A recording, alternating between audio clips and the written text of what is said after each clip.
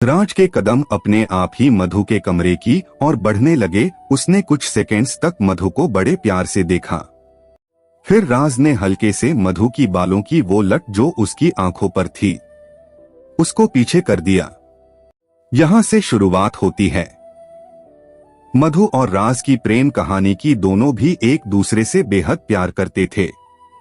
राज का मानना था कि सभी लड़कियां बस पैसों पर मरती है, लेकिन मधु ने उसकी वो सोच पूरी तरह से बदल दी। फिर एक दिन राज को बिजनेस में इतना बड़ा लॉस होता है कि राज के पास रहने के लिए एक घर के अलावा और कुछ भी नहीं बचता। तभी मधु, जिसने उससे बेहद प्यार किया था, जिसने उससे प्यार करना सिखाया था, साथ देना और साथ निभाना सिखाया था, उसी मधु ने किसी मजबूरी में आकर आकाश के साथ शादी करने से मना कर दिया। खैर, मधु ने जो कुछ भी किया था वो आकाश के भले के लिए ही किया था। मधु राज को बचाने के लिए अपने ही प्यार की कुर्बानी देने चली थी। तो किसकी थी ये साजिश? आखिर वो कौन सी वजह थी जिसके कारण मधु ने राज से शादी करने से मना कर दिया? कौन था इसके पीछे जो मधु और राज को अलग करना चाहता था? क्या राज ये राज सही वक्त पर जान पाएगा? है दुर्गा माँ, मेरी भी लाइफ में कोई अच्छा लड़का भेज दो ना, जो मुझसे बहुत ज्यादा प्यार करे, जो मैं जैसी हूँ वैसे ही मुझे एक्सेप्ट करे, जो मेरी खुद से भी ज्यादा केयर करे और मेरा आदर करे। अब और लव स्टोरीज पढ़कर थक गई हूँ मैं। मेरे सपनों में जैसा लाइफ पार्टनर है वैसे ही रियल लाइफ में भी भेज दो ना, जल्दी से मुलाकात करवा दो माँ, मधु ने दुर्गा माँ के मंदिर में प्रार्थना करते हुए कहा। तभी मंदिर में उपस्थित पंडित जी ने कहा, ये लो बेटा प्रसाद खा लो। मधु ने प्रसाद खाया और पंडित जी से पूछा, माँ सबकी इच्छा पूरी करती है ना? पंडित जी ने हाँ मैं जवाब दिया। तभी मधु बोली, तो फिर मेरी इच्छा क्यों नहीं पूरी कर रही मैं कई दिनों से? तभी पंडित जी ने मधु की बात को काटते हुए कहा, बिटिया हर एक की इच्छा माँ पूरी करती है, लेकिन उसके लिए भी एक समय आना जरूरी है। एक माँ को पता होता है कि अपने बच्चे को कौन सी चीज कब देनी है। तुम्हारे भी इच्छा पूरी हो जाएगी माँ पर विश्वास रखना। हाँ विश्वास तो है। अब मैं चलती हूँ, देर हो रही है, मधु ने पंडित जी से कहा और मंदिर से घर के लिए निकल गई। मधु राव हमारी कहानी की लीड कैरेक्टर। मधु का खुद का एक ब्यूटी पार्लर है, सिवाय उसका बिजनेस में भी इंटरेस्ट है। उसने MBA भी किया है, लेकिन फाइनेंशियल कंडीशन के कारण वो बिजनेस स्टार्ट नहीं कर सकती। कुछ देर बाद मधु घर पहुंच जाती है। तभी मधु की माँ उसको अचानक बताती है कि देख, तुझे बनारस जाना है और मेरी वहां एक फ्रेंड है, उसके घर कुछ महीने रहना है। मधु चौंक कर बोलती है, क्या? लेकिन क्यों? आपसे दूर आप मुझे वहां क्यों भेज रहे हैं? और मेरे पार्लर का क्या होगा? और उस अनजाने घर में कैसी रहूंगी मैं? मधु सवाल पे सवाल किए जा रही थी।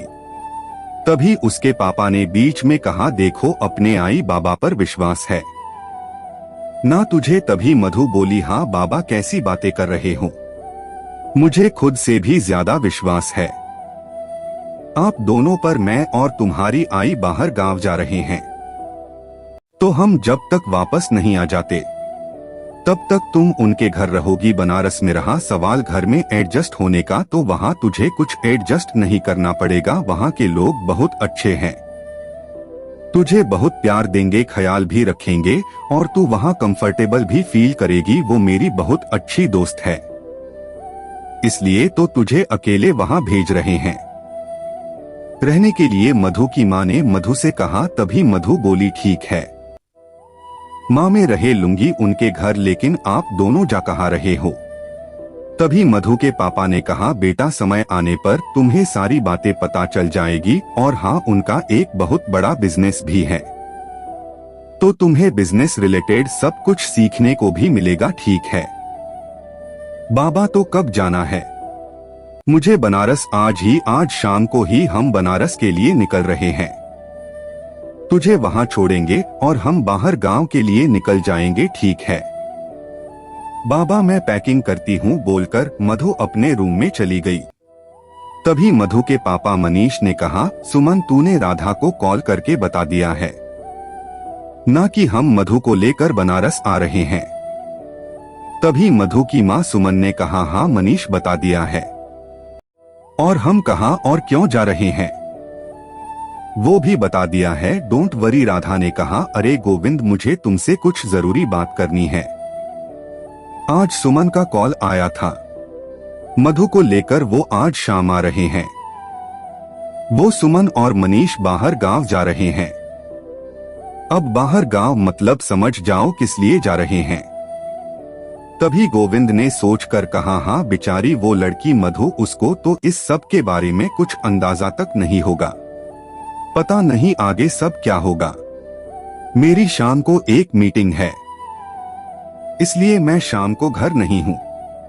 तो सुमन और मनीष से कहना कि अगर किसी भी चीज की जरूरत हो तो हमें इन्फॉर्म कर दे, और आज मधु आ रही है तो उसके लिए कुछ अच्छा बनाना। रात के खाने मैं रात को डिनर करने घर आ जाऊंगा। हाँ आप यहाँ की चिंता मत करना, मैं यहाँ सब संभाल लूंगी। राधा ने एक स्माइल के साथ अपने पति गोविंद से कहा, अच्छा मैं अब चलती हूँ, माँ के दवाई का वक्त हो गया है और माँ को भी तो बताना है ना कि मधु आ रही है। ये बोलकर राधा वहां से चली जाती है। क्यों मधु के माँ पापा मधु को बनारस भेज रहे हैं? क्या है मधु का पास्ट जिससे मधु के माँ पापा उसको अपने से दूर भेज रहे हैं?